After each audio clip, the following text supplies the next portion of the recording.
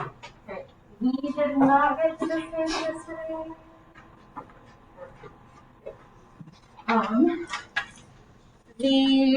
What does it mean to solve an equation is very similar to our answer we put for what is a solution.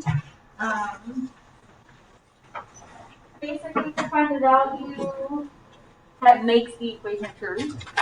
So it's kind of a repeat of that. I'll be a little bit more specific. Use inverse operations to find the value that makes the statement true or the equation true.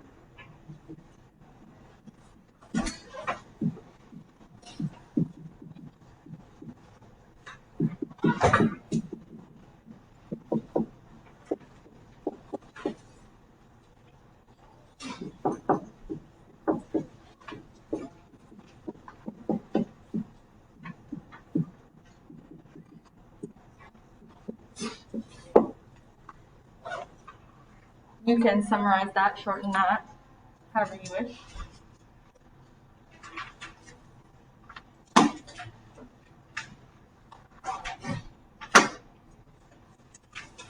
So when we're solving answers, we have to use those inverse operations. Here are some listed. Inverse operations means really just that, the opposite. So what would the opposite of addition be? Subtraction. The opposite of division? The opposite of squaring something. So that would be something different, but it would be a root. Square root. And if you want to see how those kind of inverse each other, we can do that a little later. And then the only two left are cube and cube root. A really quick example, if you, like 2 squared is 4, you take the square root of 4, it's 2, so they kind of undo each other.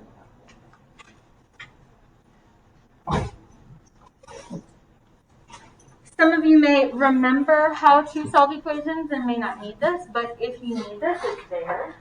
When you are solving equations, if you have something you can distribute it. That's not the only way we'll solve some of these, and you'll see that these can be solved multiple ways. If you have like terms, definitely combine them if they're on the same side. And then our goal is to get the variable by itself, so we can find what that value is.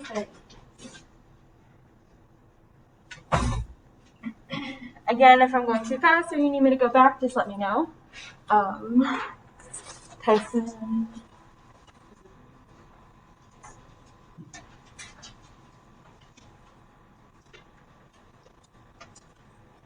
We're not going to do all of these because I'm going to let you practice some, but we are going to go through some of them, starting with number 2.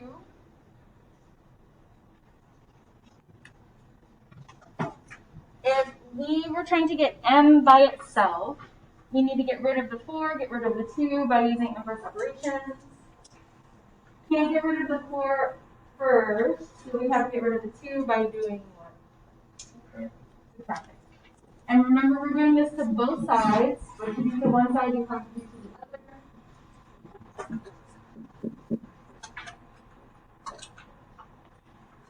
And now we are dividing by 4. We need to get rid of that. How would we get rid of that? Multiply both sides by 4. So in this case, these 4's cancel or they become 1.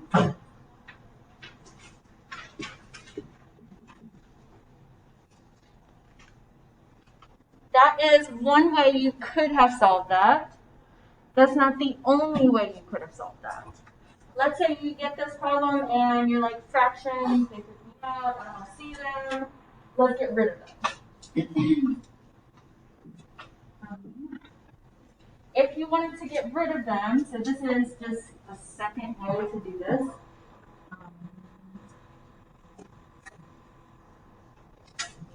You don't have to write that. I'm just writing that. We could multiply both sides by something that will help eliminate that fraction. And I'm still going to use 4 since this denominator is 4. Multiply this entire side by 4. But what I do to one side, I also need to do to the other. Also going to multiply that side by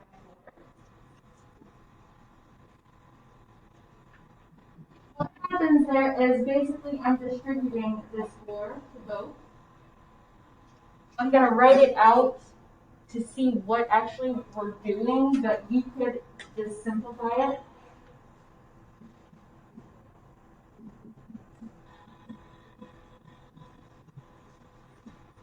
I'm multiplying that 4 to both of those terms so that these 4's cancel, and this will go down, and this is 8. So it's kind of an extra step, but it did get rid of that fraction for me. And it became a little bit simpler, because now I can just subtract 8 on both sides.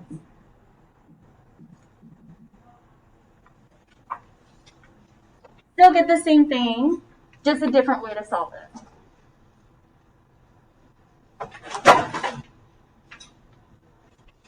Before we double check to see does this work, do we have any questions on either of those two methods?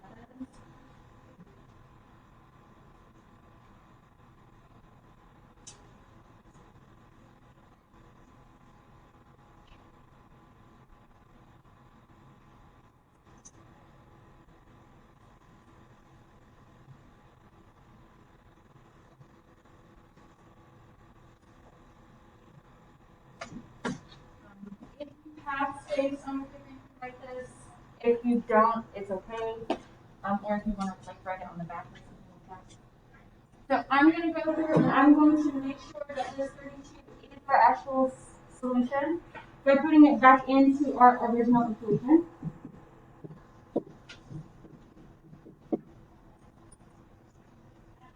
$32 divided by 4 is going to give me what? 8. And 8 plus 2 that is our solution. We did this right.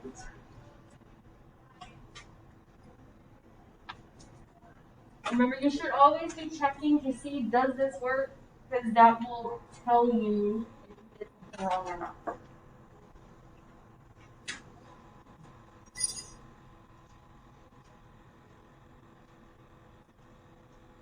We're going to do number 3.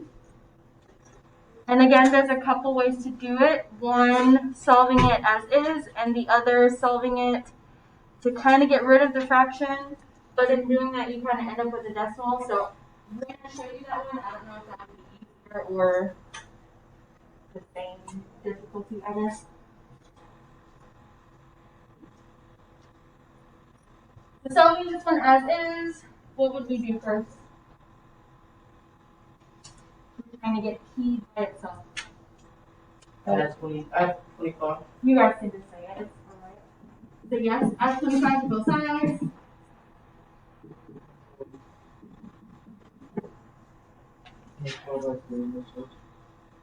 That was what I was going to say. You can do one or two things here. You can do this in 2 steps where you multiply by 3 and then divide by 2. Or you could do it all in one step by taking this fraction and flipping it. That's called the reciprocal. And multiplying both sides by that fraction. That works because 3 times 2 gives us 6, 2 times 3 gives us 6, and 6 is 1. 1p is just p. So these are going to cancel each other out anytime you do that with any fraction.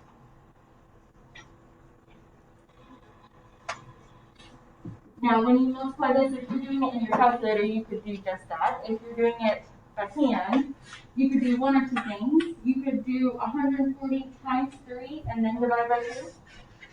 Or you could do 140 divided by 2 and multiply by 3. Either way you do that, you'll get the same answer. Multiply by 3 divided by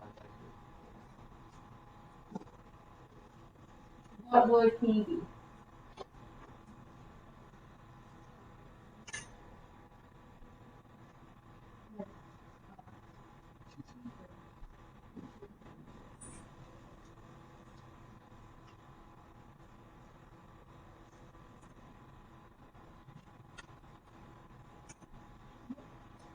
say you wanted to use that same method we did in the second way for the other problem and get rid of the fraction, show that method, but I don't have a whole lot of space here, so I'm going to put it on another page.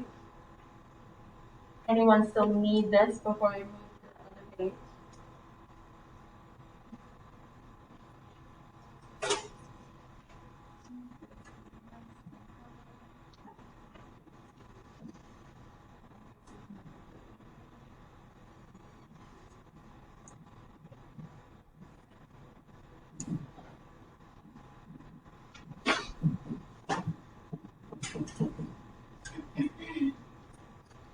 So if I'm going to get rid of that fraction from the start, I would need to multiply this entire side by something that would get rid of that, and multiply this side by the same thing. Because we have really not a nice fraction, I don't really like fractions of 3. It would be easiest if we multiply by its reciprocal, that flip version.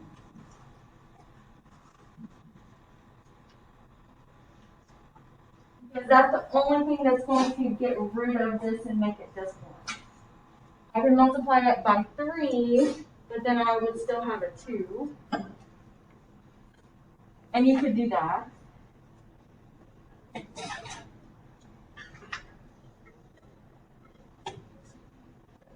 What is 3 over 2 times 25? Negative 25, sorry.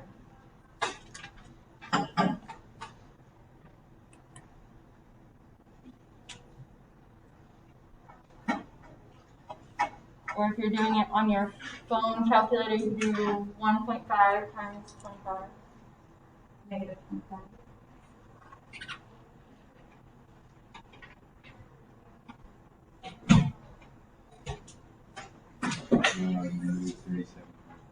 Negative 37.5. And this one ends up being a decimal 2, 115 times 1.5, or 3 halves.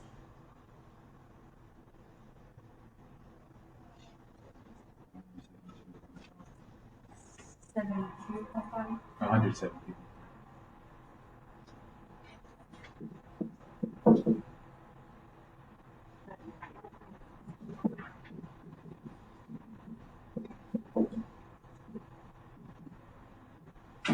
We still get that 210, but then we ended up with some decimals.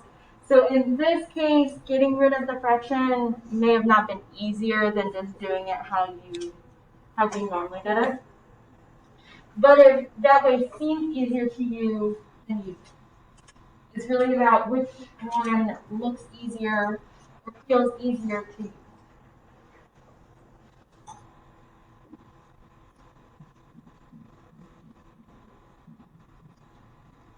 Putting 210 back in to see does that work.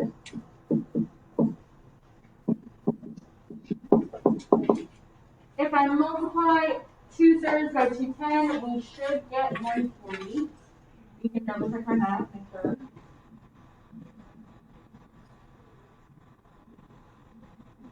And that does equal 150. So that works.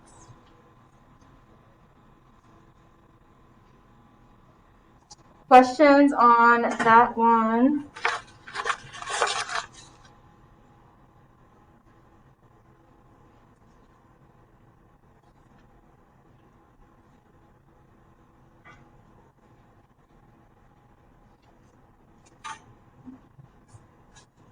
For sure, I want to do 2 more. There's one, I just want to show you that there's another way to look at it.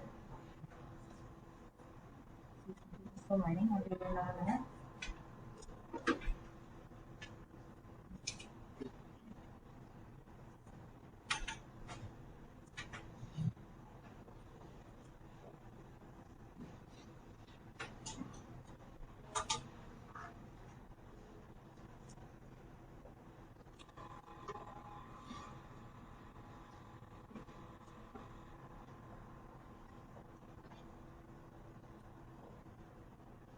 You need me to go back or something?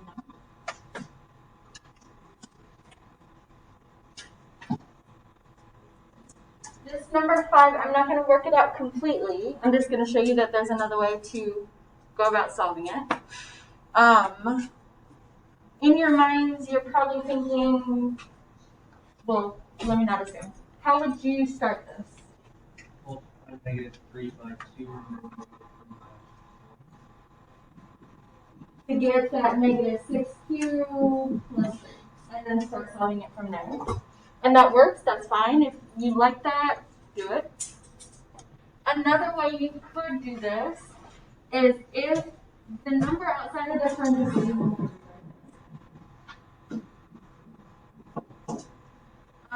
is a divisor of whatever it equals, you could start off by dividing both sides by that number. So what I mean is I could divide this entire side by negative 3 and this side by negative 3 because this is going to give me a whole number, not a fraction. If it gives you a fraction, I would probably stay away from doing that. You could still do it, but it might make it harder for you.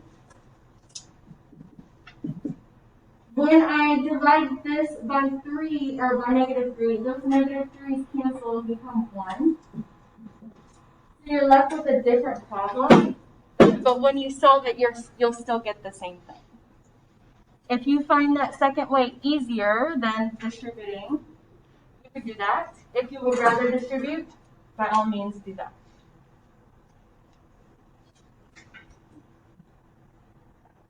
Questions on that before we move on?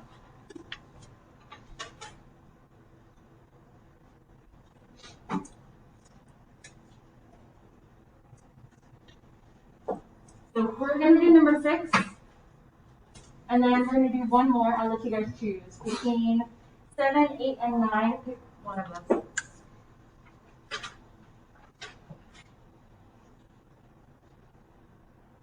9. We'll do 6 and then we'll do 9. Again, I'm going to put 6 on the other piece of paper so I have more space. 2x over 3.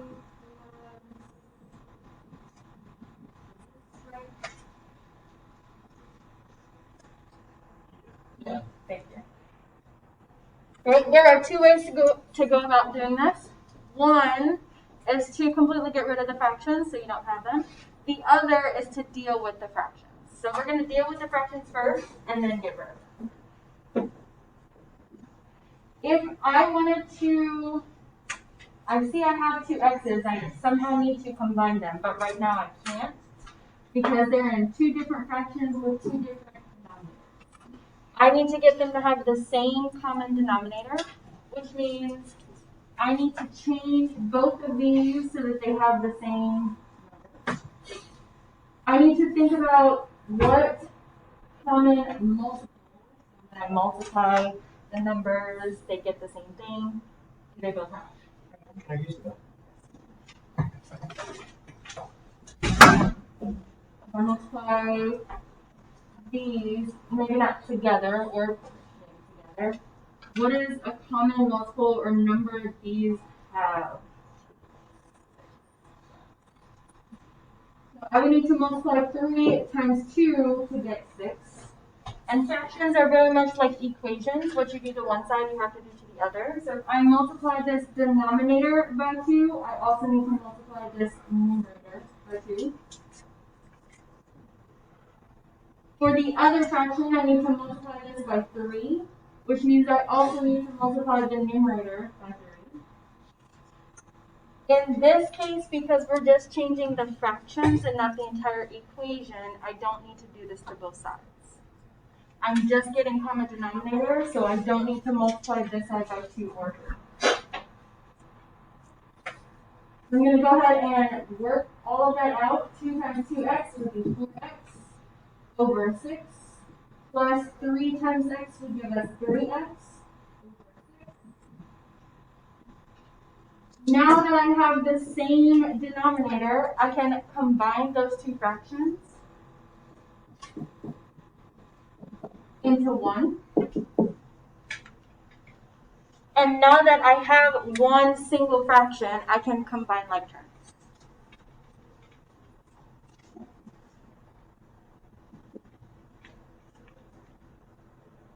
and then solve for x. So you could do one of two things. You can multiply both sides by 6 and then divide by 7, or you can multiply both sides by the reciprocal.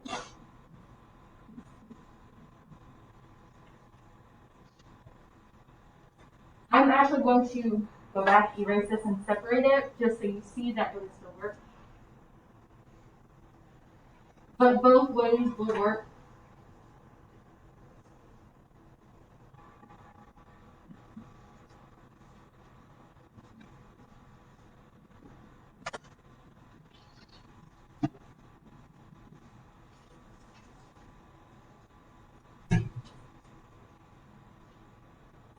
So if you, wanted to deal with the fractions, you definitely could. You just have to remember that you couldn't combine these like terms if the denominators weren't the same, and would have to take that step by step. Now, if you see the fractions and don't want them at all, this second way would be for you.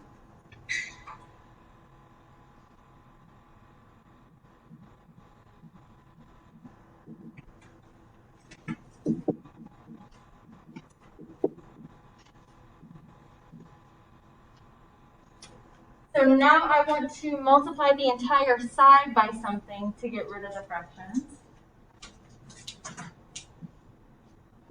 So I'm going to look at something I can multiply to get rid of both the 3 and the 2. So again, it would be a multiple of both of them. So that's 6.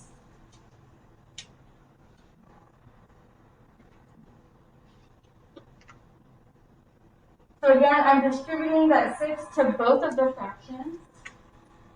When we do that, think about that 6 as 6 over 1. Really, all numbers are really over 1. So you're only multiplying the 6 to your numerators, not to your denominators. So 6 times 2x, 6 times x,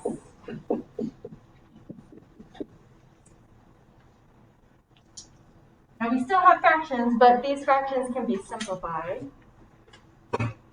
12 divided by 3 would give us 4. 6 divided by 2 would give us 3. And now you no longer have fractions and it's simpler.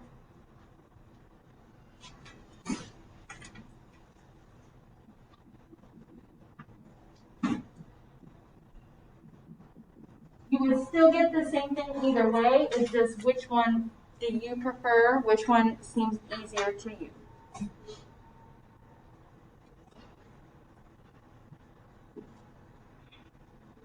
Do you have any questions on either of these methods?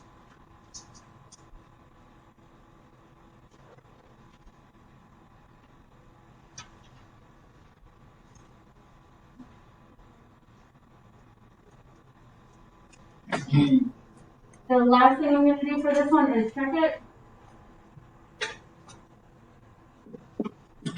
Can we see this blue or is it too late?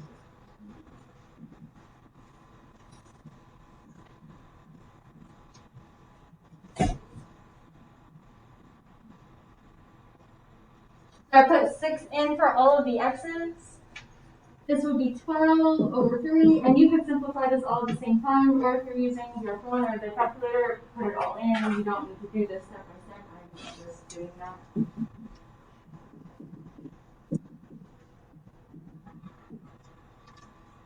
So that would work. That is our answer.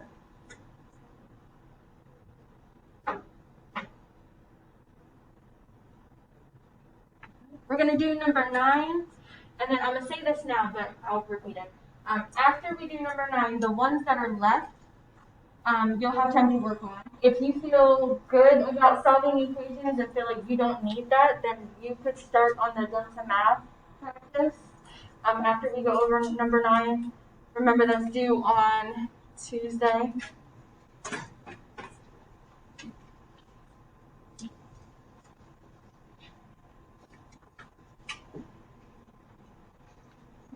How would we start this one? Distributing what? -5 to 3 and then -5 to 3. Okay, so we have 4m minus 15m minus 50. The negative would overpower the positive in both of those situations. And then what? Add 50 to both. Okay. You could do that, or you could combine like terms. Either way would work. If you went this way, that's just a step earlier, and that's fine.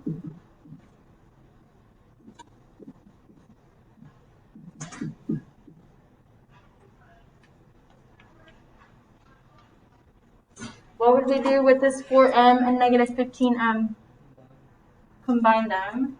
And that just means take whatever is in front of the second variable and do that. So 4 minus 15.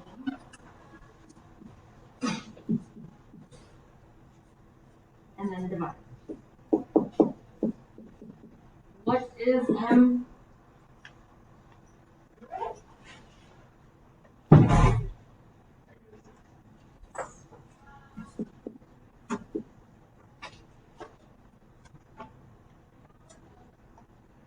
I'm going to really quickly put the check up here. I know this was yesterday, but I'll put it up so that you see it.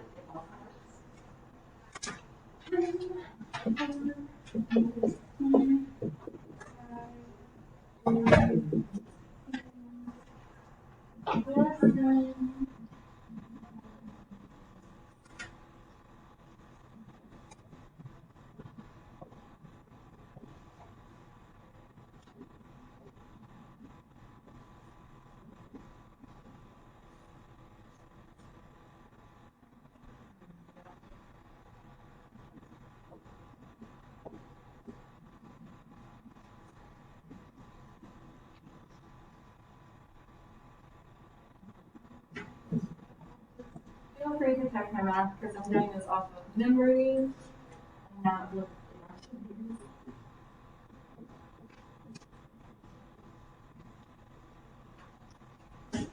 I believe all of those operations are correct. Yes.